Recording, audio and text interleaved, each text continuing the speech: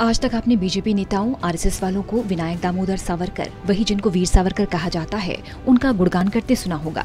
लेकिन क्या कभी दूसरे नेता को सावरकर का गुणगान करते सुना है? नहीं। तो चलिए आज हम आपको किसी दूसरे नेता के मुंह से सावरकर का गुणगान सुनवाते हैं। शरद पवार ने की सावरकर की तारीफ।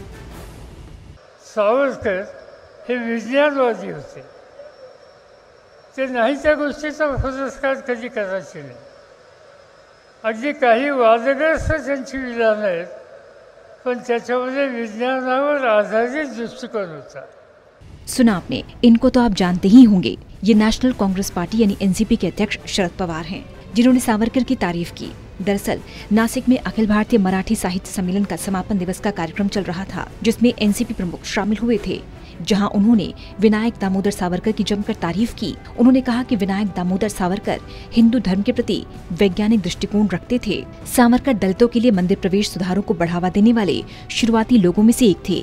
सावरकर ने मानव उपयोग के लिए गाय के मांस और दूध की उपयोगिता की वकालत की थी। वो तर्कवादी थे। उन्होंने वैज्ञानिक रूप से इस मुद्दे पर बात रखी, जिसे कम करके आंका नहीं जा सकता। पवार यही नहीं रुके, उन्होंने बीजेपी पर निशाना साधते हुए कहा कि बीजेपी ने अनावश्यक विवाद पैदा कर दिया। सावरकर हे विज्ञानवादी होते, ते नाही त्या गोष्टीचा पुरस्कार कधी करायचे नाही। अगदी काही वादग्रस्त त्यांची विधानं आहेत, पण त्याच्यामध्ये विज्ञानावर आधारित दृष्टिकोन होता।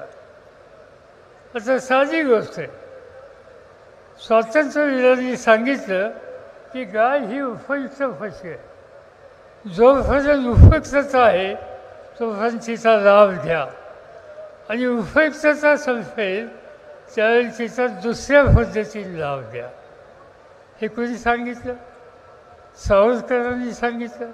साथ ही कहा कि सावरकर ने रत्नागिरी में एक छोटा मंदिर बनवाया, अनुष्ठान करने के लिए एक दलित को आमंत्रित किया। पवार ने कहा कि वो सामाजिक समानता का संदेश देने के लिए किया गया था।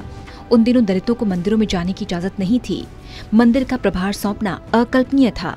ये कुछ पहलू हैं जो दिखाते हैं कि सावरकर का स्वभाव वैज्ञानिक था। पवार ने ये भी कहा कि स्वतंत्रता आंदोलन में सावरकर के योगदान को नजरअंदाज नहीं किया जा सकता।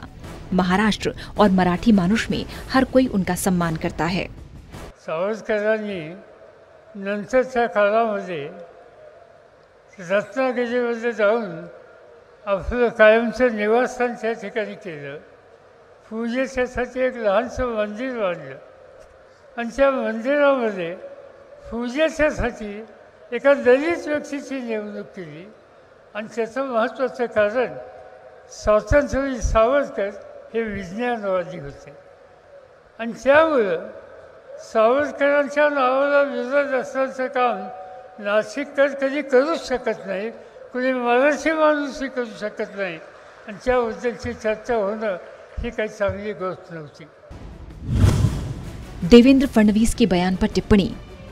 दरअसल शरद पवार का ये बयान देवेंद्र फडणवीस के उस बयान पर आया जिसमें उन्होंने कहा कि बीजेपी का सम्मेलन से कोई लेना देना नहीं है, क्योंकि कार्यक्रम में सावरकर का कोई जिक्र नहीं हुआ। फडणवीस ने कहा था कि सावरकर ने मराठी साहित्य सम्मेलन और मराठी रंगमंच सम्मेलन दोनों की अध्यक्षता की थी, और ये मराठी पत्रकार संघ के अध्यक्ष भी रहे थे।